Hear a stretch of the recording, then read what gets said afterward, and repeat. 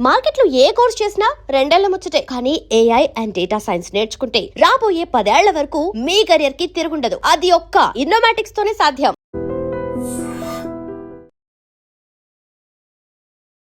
నమస్తే, welcome to iDream weekend update with కవిత.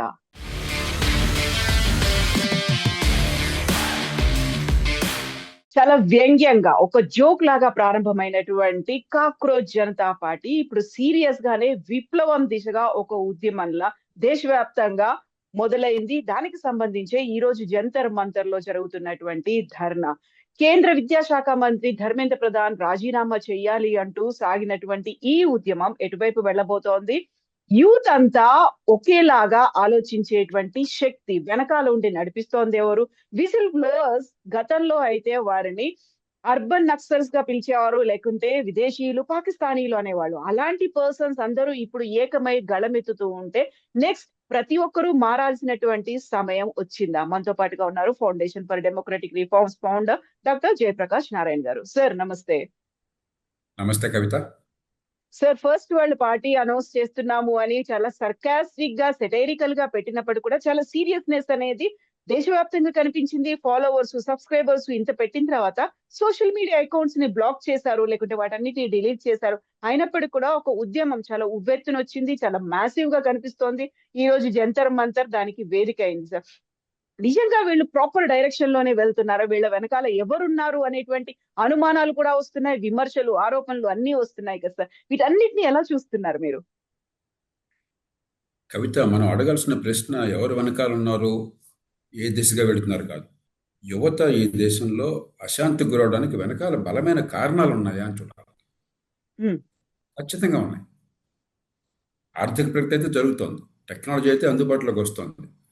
కానీ మన దేశంలో ఈ ప్రగతి, ఈ డెవలప్మెంట్ నమూనా, ఆర్థిక ప్రగతి నమూనా అందరినీ సరిగ్గా తాకటంలా.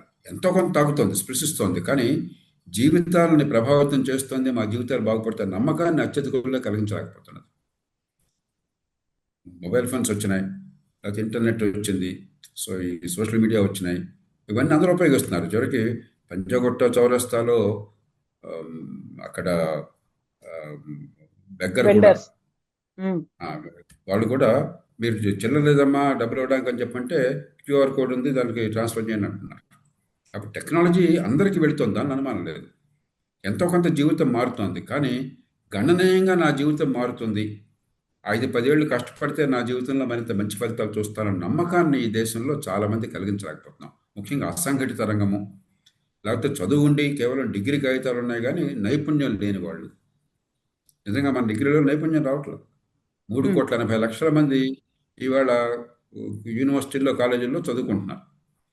కానీ కాగితం మీద చదువు కనిపిస్తుంది, డిగ్రీలు వస్తున్నాయి. 100కి 15 మందికే పనికొచ్చే విషయం ఎంతైనా అందుతుంది. మిగతా 85 మంది ఉద్యోగానికి పనికిరారు. అది వాళ్ళ తప్పు కాదు. కాబట్టి అశాంతి ఉన్నది.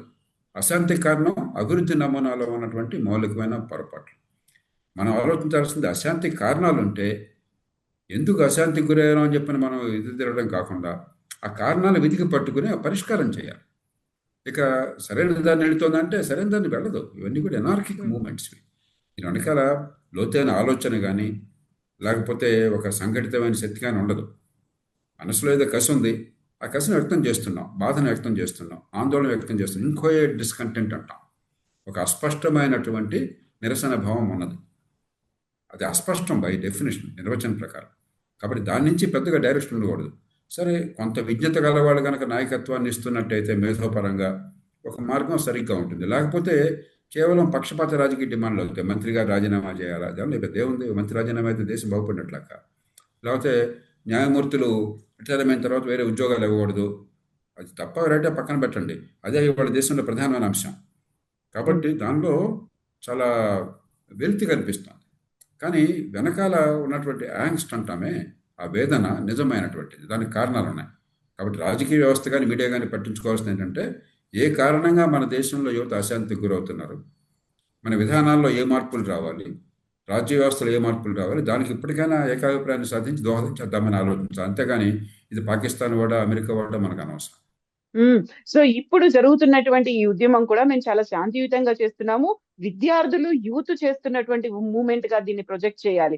అక్కడ అంతా కూడా పోలీస్ ఫ్రెండ్లీగా ఉండాలి, మీరు భారతీయ జెండా తెచ్చుకోండి, లేకుంటే బుక్స్ పట్టుకొచ్చుకోండి, ఇవన్నీ కూడా ప్రాపర్ గా చేస్తున్నప్పుడు కూడా ఒక జెన్జీ మూవ్మెంట్ అనేది వాళ్ళు ఎంత శాంతియుతంగా చేసినప్పుడు కూడా నేపాల్లో మిగతా చోట్ల చూస్తే ప్రొవోక్ చేసేటువంటి ఒక మాబ్ మెంటాలిటీ ఉన్నటువంటి వాళ్ళు ఎంటర్ అయ్యారు, దాన్ని అంతా స్పాయిల్ చేశారు, ఆ తర్వాత అల్లర్లు ఇవన్నీ అయ్యాయి. అలాంటిది కాకుండా ప్రాపర్ గా ప్రొజెక్ట్ చేయాలి మనం దేనికోసం అయితే వెళ్తున్నాము అనేది. మీరు చెప్పినట్టుగా కేవలం ఒక మంత్రి రాజీనామా అనుకుంటే దాని వెనకాల లక్షలాది మంది స్టూడెంట్స్ ఉన్నారు, వాళ్ళ చదువులు అనేవి ఉన్నాయి. ప్రతిసారి అవకతవకలు, నీట్ లో ఎందుకు ఇలాంటిది జరుగుతుంది, ఎందుకు ప్రాపర్ గా హ్యాండిల్ చేయట్లేదు, ఇవన్నీ ఉన్నాయి. దీనికి బియాండ్ గా ముందుకెళ్ళాలి అంటే ఏం జరగాలంటారు సార్? ఇప్పుడు నీట్ వచ్చాయని తీసుకోండి, ఈ మధ్యకాలం నీట్ విషయం చాలా మంది కుదిపేసింది. సహజంగానే పరీక్షలకి మీరు నేను కూర్చుంటే, మన పిల్లలు కూర్చుంటే మళ్ళీసారికి వెళ్ళాలంటే విసుగు కలుగుతుంది. చాలా కష్టపడతారు, చాలా టెన్షన్ ఫీల్ అవుతారు, ఏదో ప్రిపేర్ అయ్యి కొన్ని సందర్భాల్లో ముక్కుని పెట్టేసి ఏదో చేస్తారు. సడన్గా పరీక్ష క్యాన్సిల్ అయిపోయింది, వాళ్ళ తప్పేం కాకుండా. కానీ ఇంకో రకంగా ఆలోచించండి, పరీక్ష ప్రశ్న పత్రాలు లీక్ అయినట్టయితే, ఇంత కాంపిటీషన్, ఇంత పోటీ ఉన్నప్పుడు పరీక్ష క్యాన్సిల్ చేయలేదనుకోండి, దానివల్ల నష్టమా లాభం మన పిల్లలకి? నష్టమే జరుగుతుంది. భవిష్యత్తులో లీక్ కాకుండా ఆపాలి. కానీ క్యాన్సిల్ అయింది కాబట్టి మనం తిడితే ఉపయోగం లేదు. దీని ప్రధానంగా ఈ సమస్య ఎక్కడ వస్తుంది? ఈ మధ్యనే లవీష్ భండారి అనుకుంటాను చాలా మంచి వ్యాసం రాశారు, మా మిత్రుడు ఆయన, బెంగళూరు నుంచి. ఉన్నత విద్య విఫలం అయిపోయింది. ఇప్పుడు నీట్ ఉందనుకోండి, లేకపోతే ఎంసెట్ లేకపోతే మరొకటి ఉందనుకోండి, ఎందుకు అంత గిరాకీ ఉంది? ఇంజనీరింగ్ తీసుకోండి ఉదాహరణకి, మీకు నిజంగా ఎన్ని సీట్లు ఉన్నాయో అంతమంది కూడా పోటీకి అక్కడ లేరు, చాలా సీట్లు ఖాళీగా మిగులుతున్నాయి. కానీ ఎందుకని ఈ పోటీ పరీక్షలు ఎంత పోటీ వస్తుంది? చాలా చోట్ల ఉత్తుత్తి డిగ్రీలు తప్ప నిజంగా నైపుణ్యం అందట్లా. కొన్ని కాలేజీల్లోనే పనికొచ్చే విద్య అంతుందని నమ్మకం ఉన్నది. కాబట్టి మన పిల్లలు ర్యాంక్ తెచ్చుకుని ఆ కాలేజీకి వెళ్తారా లేదని చెప్పన్న విషయంలో ఇంత స్ట్రెస్ వస్తున్నది. అలాగే మెడిసిన్ కూడా, మీకు ఉన్నటువంటి సీట్లలో ఎక్కడ ఏ కాలేజీలో సీట్ వచ్చినా కూడా, ఎక్కడికి వెళ్ళినా కూడా మంచి ప్రమాణాల విద్య నాకు గ్యారంటీ అందుతుంది, నైపుణ్యం అబ్బుతుంది, భవిష్యత్తులో గౌరవప్రదంగా బతకగలను, సమాజానికి చేయగలను, విలువ అందించగలను నమ్మకం ఉందనుకోండి, ఇంత స్ట్రెస్ ఉండదు. కాబట్టి మనం పరీక్షని పరీక్షగా చూస్తున్నాం, దాని వెనకాల బోల్డ్ అన్ని కారణాలు ఉన్నాయి. ఆ కారణాలన్నీ చూడకుండా, ఒకటి పరీక్షనికి ముందు పకడ్బందీగా ఎలా చేయాలి, కాపీ కొట్టకుండా, లేకపోతే పేపర్ లీక్ కాకుండా, అది ఒక చిన్న సమస్య. మౌలికమైన సమస్య ఉన్నత విద్యను ఎట్లా బాగు చేయాలి. అది బాగు చేయాలంటే పాఠశాల విద్యను ఎట్లా బాగు చేయాలి. ఆ పునాదులు లేకపోతే ఉన్నత విద్య బాగా ఇచ్చినా కూడా పిల్లలు పనికిరారు, అందుకోలేరు. పునాది లేకుండా మేడ ఎట్లా కడతారు? ఒకదానికి ఒకటి లింక్ పడినాయి అన్నీ కూడా. పాలనా వ్యవస్థ చూడాల్సిన విషయం ఏంటంటే, ఏదో ఆ పాటికి ఆ రోజుకి అమ్మయ్య, ఈ రోజు గండం గడిచింది, ఏ రోజుకి ఆ రోజు పరగడుపు, అలా కాకుండా వెనకాల ఉన్నటువంటి అంశాలను లోతుగా పరిశీలించి, ఎన్నికలతో నిమిత్తం లేక మన ఇప్పుడు రాజకీయంలో మన బాధ అంతా ఏమిటి, ఏ నిర్ణయం చేసినా వచ్చే ఎలక్షన్లో ఓటు వస్తుందా రాదా దీనివల్ల. అంతకు మించి వ్యవస్థ బాగుపడుతుందా లేదా, దీర్ఘకాలంగా ఏమవుతుందో ఆలోచన లేదు మనకి. కాబట్టి గబాలన అయ్యే పనులు, ఓట్లకు సంతృప్తి కలిగే పనులు, మనకు మళ్ళీ తిరిగి ఓట్లు వచ్చే పనులు తప్ప, దేశ దీర్ఘకాల నిర్మాణం కోసం తప్పుల్ని సవరించడం కావచ్చు, కొత్త నిర్మాణం చేయడం కావచ్చు, వ్యవస్థలు కావచ్చు, లేకపోతే మనకి మౌలిక సదుపాయాలు కావచ్చు, దాని మీద దృష్టి తక్కువ అవుతున్నది. దీని నుంచి దానికి వెళ్ళాలి. ప్రజాస్వామ్యం కేవలం ఓటు కోసమే బతికితే, ఎలక్షన్ అయిన తర్వాత మళ్ళీ వెంటనే నాయకులు చెప్పే మాట ఏంటి, వచ్చే ఎలక్షన్ మళ్ళీ గెలుపు మందని. అంటే ఇప్పటి నుంచి అది గెలిపించారు కదా, ఏం చేస్తావో చెప్పు, చెయ్యి సరైన, అది మర్చిపోయినాము. కాబట్టి మనం దేశంలో ఉన్న పాలనా సంక్షోభం లోతైనటువంటి, ఆ లోతుకెళ్ళి మనం పరిష్కారం సాధించాలి, కానీ పైపైన ఉపరితలం మీద చేస్తే లాభం లేదు. Exactly sir. ఇప్పుడు నీట్ గురించి బయటపడిన తర్వాత అక్కడ పేపర్ లీక్ అయింది అనుకుంటే, సిబిఎస్ఈలో కూడా పేపర్లు దిద్దడంలో కూడా అవకతవకలు అయ్యాయి. ఒకరి బదులు ఇంకొకరి పేపర్ను దిద్దేసి అవే మార్కులు పంపిస్తే, ఆ అబ్బాయి 17 ఏళ్ల అబ్బాయి సోషల్ మీడియా వేదికగా క్వశ్చన్ చేస్తే ఆయన్ని పాకిస్తానీ అన్నారు, లేకుంటే యాంటీ నేషనల్ అన్నారు. సిబిఎస్ఈ మాత్రం యాక్సెప్ట్ చేసింది, నిజంగానే తప్పు జరిగింది అనే దాన్ని కరెక్షన్ చేసుకొని పంపించింది రాత. ఇలా ఎవరైతే ప్రశ్నిస్తారో వారిని అర్బన్ నక్సలైట్లు అన్నాము, లేకుంటే పాకిస్తానీ అన్నాము, ఒక రెబల్ అన్నాము, ఇవన్నీ అన్న తర్వాత వాళ్ళందరూ ఏకమై ముందుకొస్తున్నారు, ప్రశ్నిస్తున్నారు అనుకుంటే, ఇప్పుడు సమాజం సెటిలైట్ అవ్వడానికి ఒక వేదికగా కాక్రోచ్ జనతా పార్టీ ఉండబోతోంది. ఒక విప్లవం, ఒక ఉద్యమం, ఒక సీరియస్నెస్ కనిపిస్తోంది అంటే, మళ్ళీ ఇంతకుముందు ఇందులో దుష్ట శక్తులు ఏకమవ్వకుండా ప్రాపర్ గా ముందుకెళ్ళాలి అంటే ఒక అనివార్యమైనటువంటి సిచ్యువేషన్ ని క్రియేట్ చేయాలి. మార్పు అనేది దానికి వీళ్ళు ఒక ముందు ఒక ఫస్ట్ స్టెప్ వేయాల్సినటువంటి అవసరం ఉంటుంది కదా సార్. ఇప్పుడు మీరు సిబిఎస్ఈ పరీక్షలు తీసుకోండి, ఆ యువకుడు సమాజానికి మంచి మేలు చేశాడు. అక్కడ పరీక్ష పేపర్ లీక్ కాల, ఆ సాఫ్ట్వేర్లో గ్లిచెస్ వచ్చి గందరగోళం అయ్యే కంప్యూటర్లో అవకతవకలన్నీ దాన్ని సపరేట్ ఏర్పాటు చేస్తున్నారు, పరీక్ష మళ్ళీ రాయక్కర్లేదు. కానీ మొత్తానికి ఇప్పుడు మన వ్యవస్థలో చెడు చూస్తున్నాం, మంచి కూడా చూడండి. నేను చాలా సంతోషపడుతున్నాను. తెలంగాణ, ఆంధ్రప్రదేశ్ ఈ కంప్యూటరైజ్డ్ పరీక్షలకి ఆద్యం వహించినాయి. మన ఎంసెట్ పరీక్షలో 2017 నుంచి ఆంధ్రప్రదేశ్లో, 2018 నుంచి తెలంగాణలో కంప్యూటర్ ద్వారా జరుగుతుంది, బ్యాచెస్గా చాలా సమర్థంగా జరుగుతుంది.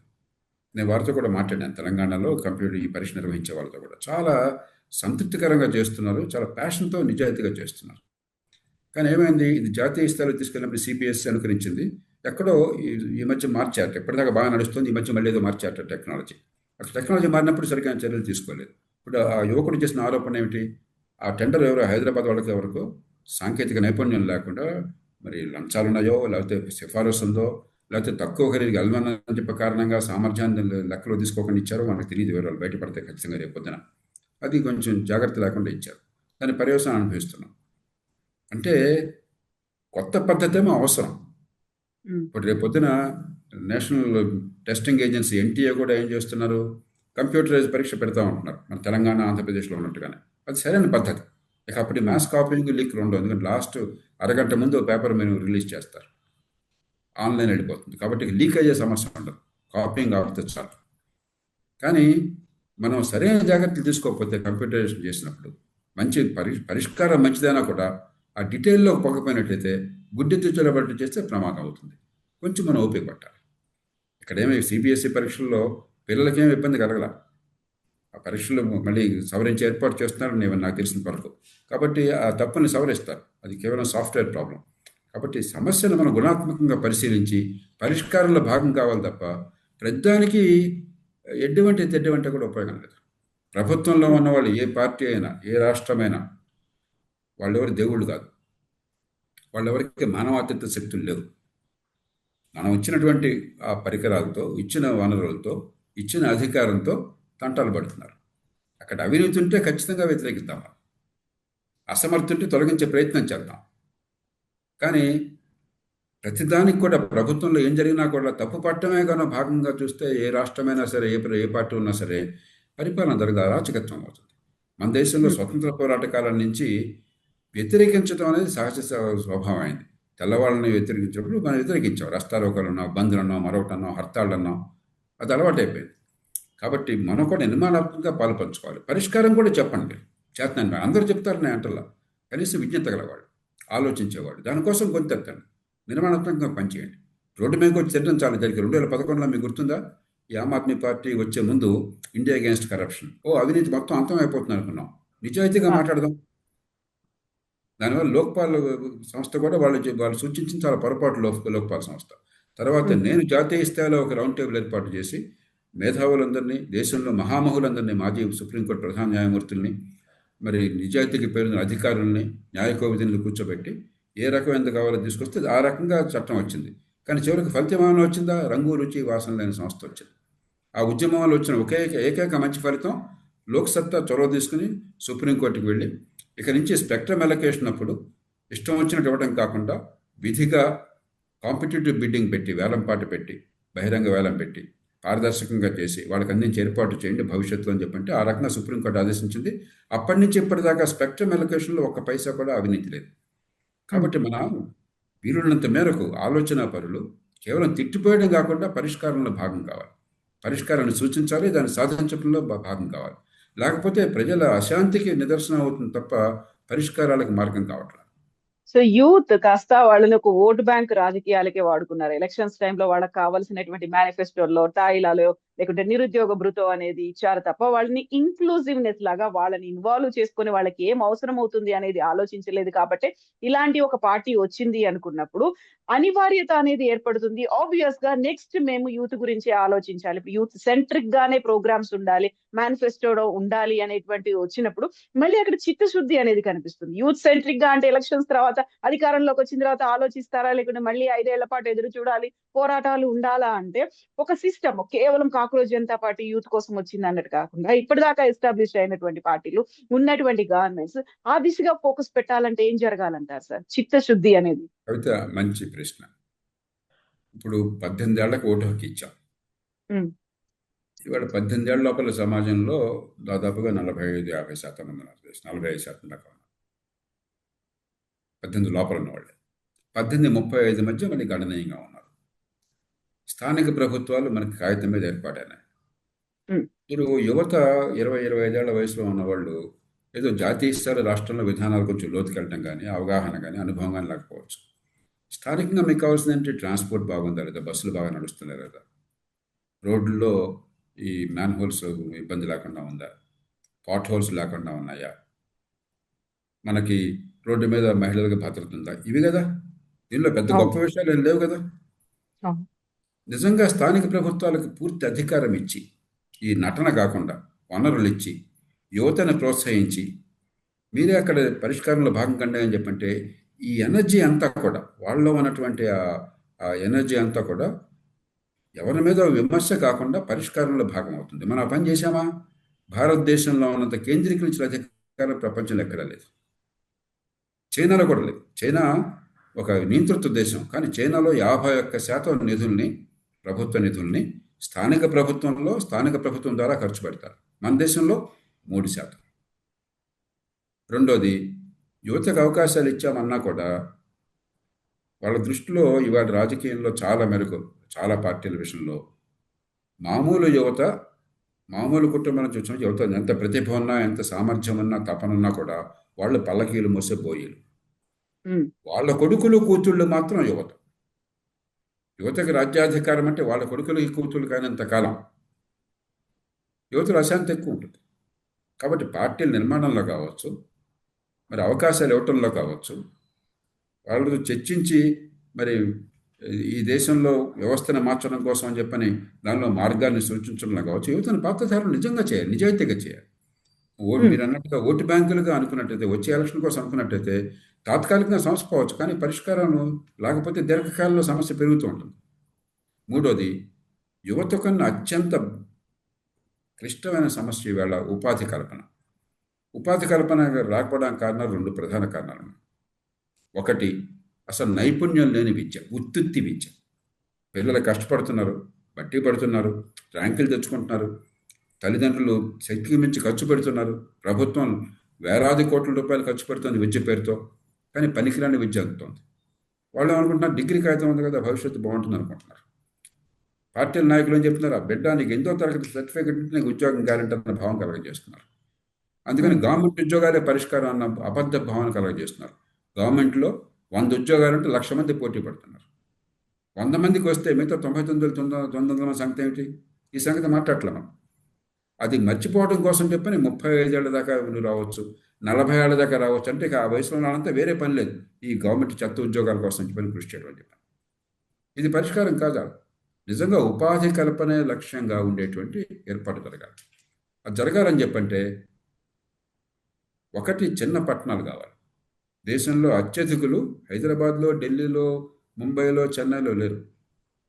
వాళ్ళు చిన్న చిన్న ఊళ్ళలో ఉన్నారు, చిన్న మున్సిపాలిటీల్లో ఉన్నారు, దూర ప్రాంతాల్లో ఉన్నారు. వాళ్ళందరూ పట్టుచేతపడిన హైదరాబాద్ రావాలని చెప్పంటే జీవితం దుర్భరం అయిపోతుంది. అక్కడే ఉపాధి కోసం ఏర్పాట్లు చేస్తే వాళ్ళ మీకు మొబైల్ ఫోన్స్ ఉన్నాయి, అక్కడ మీకు విద్యుత్ ఉన్నది, ఇంటర్నెట్ ఉన్నది, మరి స్ట్రీమింగ్ ప్లాట్ఫామ్స్ ఉన్నాయి, టీవీ ఉన్నది, పూర్వంలా కాదు. అవన్నీ ఉన్నప్పుడు చాలా ఉద్యోగాలు అక్కడ చేయొచ్చు, ఇక్కడ హైదరాబాద్ రావక్కర్లేదు. ఎక్కడికక్కడ మనం కొద్దిపాటి ప్రభుత్వం చొరవ తీసుకుంటే చాలామందికి ఉపాధి వస్తుంది. అలాగే లేబర్ ఇంటెన్సివ్ ఇండస్ట్రీస్ కావాలి. అంతా హైటెక్ ఇండస్ట్రీ అంటే కొంతమందికి వస్తుంది, లోటెక్ ఇండస్ట్రీ కూడా కావాలి, అందరికి అవకాశం కలగాలి. ఆ ప్రయత్నం జరగట్లేదు ఈ దేశంలో. అభివృద్ధి నమూనాలో మౌలికమైన మార్పులు మనం తీసుకురాకపోతే అటు నైపుణ్యాన్ని ఇవ్వాలి, ఇటు ఉపాధి పనికొచ్చేవాళ్ళు తయారు చేయాలి, ఇటు ఉపాధి కల్పన విస్తృతంగా దేశం అంతా కూడా. కేవలం హైదరాబాద్ ఉదాహరణకి బ్రహ్మాండంగా ఉపాధి కల్పన చేస్తుంది. బెంగళూరు బ్రహ్మాండంగా ఉపాధి కల్పన చేస్తుంది. ఎంతమందికి? కేవలం కొంతమందికి, కొన్ని నైపుణ్యాలు ఉన్నవాడు మాత్రమే. మిగతా వాళ్ళ సంగతి ఏమిటి? కాబట్టి అభివృద్ధి నమూనాన్ని సమూలంగా మార్చకుండా, యువతని రాజకీయంలో కానీ సమాజంలో కానీ నిజమైన భాగస్వాములుగా చేయకుండా, మంచి విద్య అందించకుండా, అయిపోయిన మనం చేస్తే తాత్కాలికంగా మనం సమస్యను కప్పెట్టవచ్చు, కానీ దీర్ఘకాలికంగా ఇది మరింతగా భగ్గుమంటుంది. ఎప్పుడో ఒక రోజు అది ఎక్స్‌ప్లోడ్ అవుతుంది. అప్పుడు ఎక్స్‌పీరియన్స్ అవ్వాల్సి ఉంటుంది. ఎలాంటి పరిస్థితుల్లోంచి వీళ్ళు ఇప్పుడు వచ్చారు, ఎంత సప్రెషన్ ఉంది అనేది. అయితే మీరు చెప్పినట్టుగా ప్రాపర్ గా దాన్ని ముందుకు తీసుకెళ్ళాలి, ఒక గైడెన్స్ అనేది ఉండాలి అనుకున్నప్పుడు ఇక్కడే మళ్ళీ వినిపిస్తుంది వీళ్ళ వెనకాల ఎవరున్నారు, ఎవరు నడిపిస్తున్నారు అనే దాంతో పాటుగా నిజంగా వాళ్ళు అడ్రస్ చేయగలుగుతున్నారా, ఈ దీన్నే ఒక కన్సిస్టెన్సీని మెయింటైన్ చేసి ముందుకు తీసుకెళ్తారా అనే మాట. సో దేశవ్యాప్తంగా ఒక రకమైనటువంటి ఉద్యమం రావాలి, వాళ్ళందరికీ ఒక ప్రాపర్ గా ఒక లీడర్ ఉండాలి అనుకుంటే పాలిటిక్స్ కాకుండా ఇప్పటిదాకా ఎవరైతే అన్ని పార్టీల్లో ఉన్నారో అక్కడ ఎవరు అవకాశాలు లేకపోతే రాజకీయంగా నిరుద్యోగులు వాళ్ళు ఇందులోకి వస్తారు అన్నట్టు కాకుండా ప్యూర్ అండ్ ఒరిజినల్ గా స్టూడెంట్సే లేకుంటే యూతే రన్ చేసి ముందుకు వెళ్ళాలి అంటే వాళ్ళకి ఏం చెప్తారు సార్ మీరు? మామూలుగా మార్పు అనేది వచ్చేది కవిత ఏ ప్రజాస్వామ్యం సరే రాజకీయ పార్టీల ద్వారా వస్తుంది. రాజకీయ పార్టీలు ఏం చేస్తాయి, సమాజంలో గనక వాళ్ళు గమనించని అశాంతి చెలరేగింది అనుకోండి, దాన్ని ఇముడ్చుకుంటాయి. ఉదాహరణకి అమెరికాలో ఆక్యుపై వాల్ స్ట్రీట్ అని మూమెంట్ వచ్చింది. అంటే కేవలం ఆర్థిక వ్యవస్థ అంతా కూడా ఈ స్టాక్ మార్కెట్ లేకపోతే కంపెనీలకు వెళుతుంటే మా సంగతి ఏమిటి, ప్రజల సంగతి ఏంటి చెప్పని wall street and main street ఈ రెండింటికి మధ్య వైరుధ్యాన్ని చూపెట్టినాయి. డెమోక్రాటిక్ పార్టీ వాళ్ళని ఇముడ్చుకున్నది, ఆ పార్టీ జెండాగా మార్చుకున్నది. అట్లాగే టీ పార్టీ ఉద్యమం అని ఇంకోటి వచ్చింది. ప్రభుత్వం బోడపెత్తన ప్రధానంలో ఉంది, అధికారం కేంద్రీకరణ అవుతోంది, ప్రజలకు స్వేచ్ఛ ఉండాలని ఉద్దేశంతో ఒక పెద్ద ఉద్యమంలాగా వచ్చింది. రిపబ్లికన్ పార్టీ దాన్ని ఇముడ్చుకున్నది. కాబట్టి ప్రజల్లో ఆకాంక్ష ఉన్నట్టయితే, దాన్ని రాజకీయ వ్యవస్థ నెరవేర్చకపోయినట్టయితే దాన్ని రాజకీయ పార్టీలు వెంటనే ఎజెండాలో ఇముడ్చుకోవాలి, వాళ్ళకి ఒక వేదిక కావాలి. రోజు కొత్త పార్టీ రాదు, అది సాధ్యం కాదు, ఆచరణ సాధ్యం కాదు, వచ్చినా కూడా నిలవదు. ఇంత వైవిధ్యభరితమైన సమాజంలో ఈ 2 రోజుల పాటు న్యూస్ సైకిల్ బాగానే మీరు నేను దీని గురించి మాట్లాడటం మానేపోగానే మంచి పక్క వెళ్ళిపోతుంది. కాబట్టి ఆ అంశం సరైనదైనప్పుడు నిర్మాణాత్మకంగా దానికి ఒక మార్గాన్ని ఇచ్చి, ఒక రూపునిచ్చి, దాని ఒక ఎజెండాగా రూపొందించి, ఆ ఎజెండా నాకు కోరే వాళ్ళందరికీ కూడా ఒక స్థానం కల్పించి, మీ అందరికీ రాజకీయంలో ప్రవేశం ఉన్నది, మీరు పాలు పంచుకొని ఏర్పాటు చేసే బాధ్యత రాజకీయ పార్టీలు. పార్టీలు ఆ బాధ్యతను పూర్తిగా మర్చిపోయినాయి. పార్టీలు కేవలం వ్యక్తుల సొంత ఆస్తులుగా, ప్రైవేట్ ఎస్టేట్లుగా, జాగీర్లుగా చాలామంది అవుతున్నారు, చాలా మేరకు, అన్ని పార్టీలు కాకపోయినా కూడా. రెండోది, పార్టీల నిర్వహణ అంతా ఒక్కటే, దేశాన్ని ఎలా మార్చాలి, ప్రజల ఆర్తిని ఎట్లా తీర్చాలని కాదు, ఎట్లా ఎలక్షన్లో నెగ్గాలి, ఎట్లా ఎలక్షన్ నెగ్గాలి, మిగతా నాకు అనవసరం. ఏ నిర్ణయం చేసినా, ఏ నిబంధన రూపొందించినా, పథకాన్ని రూపొందించినా కూడా దేశము, యువత భవిష్యత్తు, పేదరికం పోవటము, ఉపాధి కల్పన జరగటము, ఆర్థిక అభివృద్ధి పెరగటం అది కాదు, అది ఇన్సిడెంటల్. ఎలక్షన్లో ఓట్లు వస్తాయా, ఎన్ని ఓట్లు వస్తాయి, వాళ్ళ భాష కానీ వాళ్ళ ఆలోచన ఆ రకంగా ఉంది. అలా ఉన్నంతకాలం మనకి సమస్యలు తప్పవు.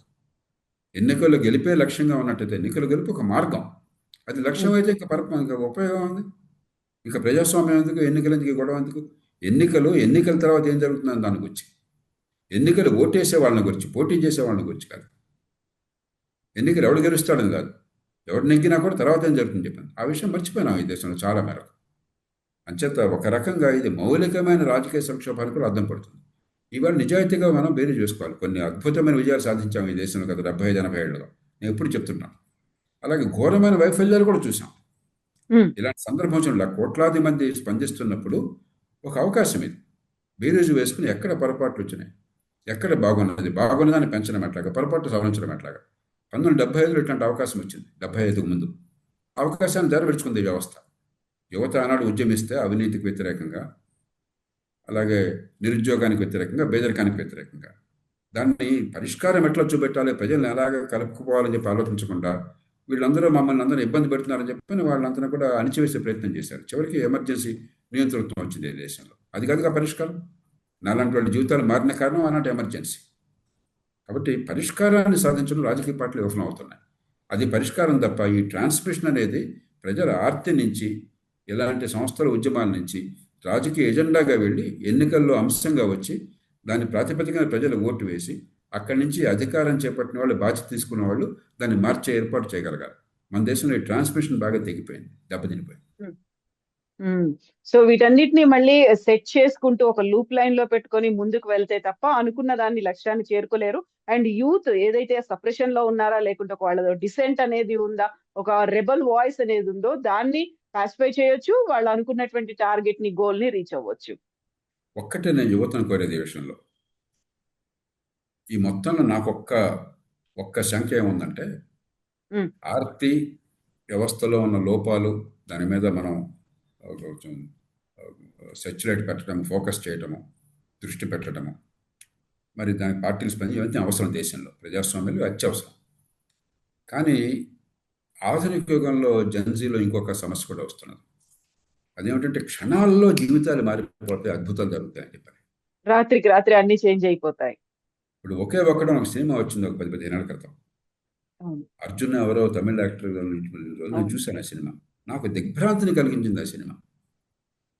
అకస్మాత్తుగా ఓ యువకుడు, ఆవేశం ఉన్న యువకుడు ముఖ్యమంత్రి అయిపోతాడు. అది సినిమాలో అక్కడ జరగదు అట్లాగా. 24 గంటల ముఖ్యమంత్రి అవుతాడు. 24 గంటల్లో మొత్తం రాష్ట్రాన్ని మార్చిపారేశాడు. ఎంత ఎంత హాస్యాస్పదం, ఎంత ప్రమాదకరమైన ఆలోచన. మనకు వ్యక్తి జీవితం మారాలన్నా, కుటుంబం మారాలన్నా, సమాజం మారాలన్నా, దేశం మారాలన్నా కూడా మిరకిల్స్ ఏం లేవు. ఒక స్విచ్ నొక్కితే మారేది కాదు. మనకు సరైనటువంటి మార్గం ఉండాలి. ఆ రోడ్ మ్యాప్ ఉన్నట్టయితే దీర్ఘకాలం దానికోసం, ఆ లక్ష్యాల కోసం చిత్తశుద్ధితో, క్రమశిక్షణతో, ఐకమత్యంతో పనిచేయాలి. అప్పుడు మార్పులు వస్తాయి. అంతేగాని ఒక్కరోజు బేదరికం పో అని చెప్పిన మనం మంత్రం పలికితే పోదు. మ్యాజికల్ బ్యాండ్ ఏం లేదు. కాబట్టి ఇవాళ ఏమిటంటే ఈ సోషల్ మీడియా యుగంలో క్షణాల మీద జరిగిపోయి ఇన్స్టెంట్ గ్రాటిఫికేషన్. అదే కనుక దీని వెనకాల ఉన్న ప్రధానమైనటువంటి ఆలంబన అయితే అది ప్రమాదాన్ని దారితీస్తుంది. అంచేత రాజకీయ వ్యవస్థ, సమర్థ నాయకత్వం, విశ్వసనీయమైన నాయకత్వం మార్గాన్ని చూపెట్టాలి, పరిష్కారం కోసం కృషి చేయాలి. అదే సమయంలో క్షణాల్లో జరగదు, ఓపికగా దీనికోసం పనిచేయాలి మనం చెప్పని సమాజాన్ని సమాయత్తం చేయాలి. ఆ ఓపిక పోయింది. ఇప్పుడు క్షణాల్లో జరిగిపోతున్న భ్రమ కలిగించే రాజకీయ నాయకత్వం దేశంలో. Thank you so much sir. Thank you. Next వీళ్ళు ఎలాంటి టర్న్ తీసుకుంటారు, ఎటువైపు వెళ్తారు అనేది మళ్ళీ మనం మాట్లాడుకుందాం sir. Thank you so much sir. Thank you. Thank you.